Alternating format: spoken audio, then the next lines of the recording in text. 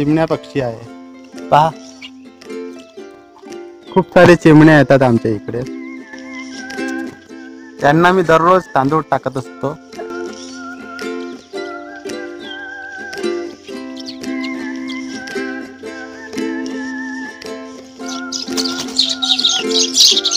हे मागची जे तार दिसून राहिली, या तारेवर हे दररोज येतात. या तारेवरून मग हे आमच्या घराच्या छतावर येतात. हे बघा, हे खाली आले, ते छतावर आहेत. ते आता इथून उडून चालले.